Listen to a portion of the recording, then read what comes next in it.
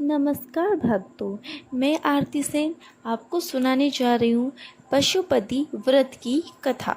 कथा शुरू होने से पहले चावल की कुछ दाने अपने हाथ में ले लीजिए। उसके बाद इन चावल के दानों को कथा समाप्त होने पर मंदिर में चढ़ा दें। शिव महापुराण और रुद्र पुराण में वर्णित है कि जो भक्त पशुपतिनाथ जी की कथा सुनता है उसे अपार आनंद की प्राप्ति होती है। कथा सुनने मात्र से ही उसके समस्त पाप समाप्त हो जाते हैं और वह व्यक्ति शिव जी को अति प्रिय हो जाता है। पशुपतिनाथ जी की कथा।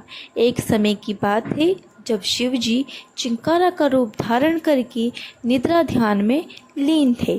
उसी समय देवी और देवताओं पर भारी आपत्ति आन पड़ी और हर तरफ कोहराम मच जाता है और फिर सारे देवी देवता एकत्रित होकर शिव जी को याद करते और कहते हैं शिव जी ही इस समस्या का समाधान कर सकते हैं।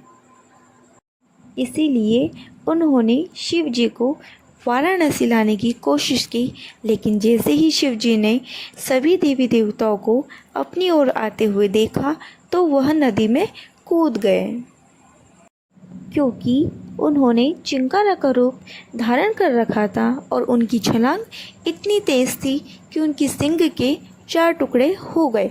सभी देवता शिव जी को वाराणसी ले जाने के प्रयत्न में शिव जी के पास आए थे, किंतु उन्होंने चिंकारा रूप धारण करने की वजह से नदी में इतनी तीव्र छलांग लगाई जिससे उनके सिंग के 4 हिस्से हो गए। इसके पश्चात भगवान पशुपति जी चतुर्मुख लिंग के रूप में प्रकट हुए। उसी दिन से भगवान पशुपतिनाथ जी की पूजा होने लगी और व्रत करने का विधान आया।